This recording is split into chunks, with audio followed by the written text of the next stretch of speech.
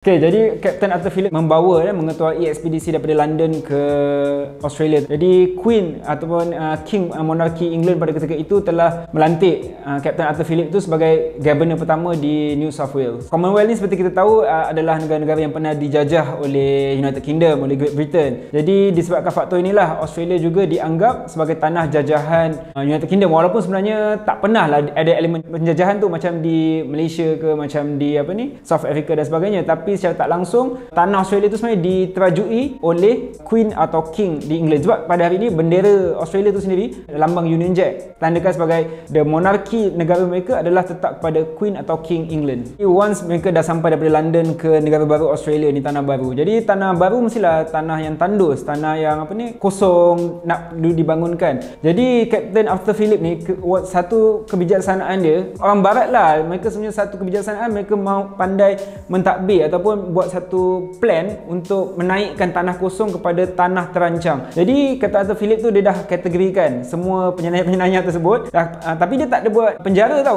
untuk guard semua penyenayah ni. Tapi penyenayah ni diberikan satu kehidupan baru mengikut kepakaran masing-masing. Siapa yang pandai bertani akan dijadikan petani, siapa yang pandai beladang akan dijadikan peladang, siapa yang pandai tukang kayu akan dijadikan tukang kayu untuk membangunkan bangunan-bangunan seperti hospital, bangunan seperti mahkamah, semua struktur pentadbiran awam kerajaan lah.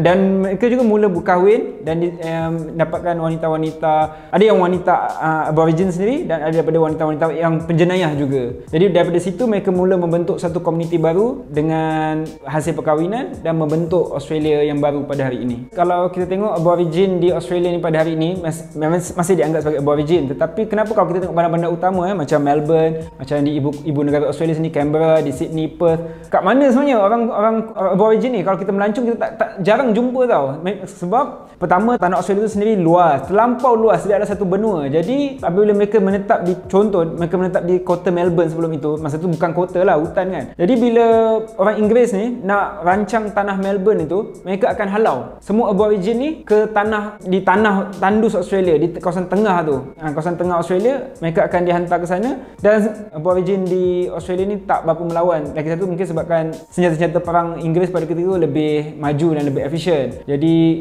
sebabkan itulah kita takkan nampak Aborigin lagi, melainkan di kawasan-kawasan yang sedikit secluded. Apabila mereka membentuk kerajaan sendiri Australia ni, jadi perang dunia pertama, perang dunia kedua tu Australia dah mula menjadi sebuah negara yang maju. Jadi apabila perang dunia tamat, jadi kerajaan Australia yang pada ketika itu sudah menjadi kerajaan yang sistematik lah. Jadi mereka sebabkan tanah Australia yang begitu luas dan mereka juga nak naikkan ekonomi mereka, dan mereka tak cukup sumber manusia rakyat Inggeris yang asal ni bersama dengan Aborigin tak cukup untuk meningkatkan kemajuan Australia. Jadi pada ketika itu, pada tahun 1950-an dan 60-an lah, kerajaan Australia mula melancarkan polisi imigran, welcoming imigran ke bumi Australia. Sebabkan itu kalau kita tengok pada hari ini, Australia adalah satu dunia baru yang penuh dengan pelbagai etnik. Contoh kopi, walaupun kopi itu berasal daripada Itali, daripada Turki yang lebih famous dengan kopi, tapi di Australia sekarang kopi itu adalah, orang kata, the best coffee in the world ada dekat Australia. Kita tengok etnik India juga ada, etnik Pakistan, etnik Rusia pun ada dekat Australia. Jadi mereka mula berasimilasi dengan penduduk kulit putih sehingga menghasilkan Australian accent. Kerana walaupun pada asalnya orang Australia yang kita bincang ni datang dari England, mestilah dengan accent ataupun dialek England,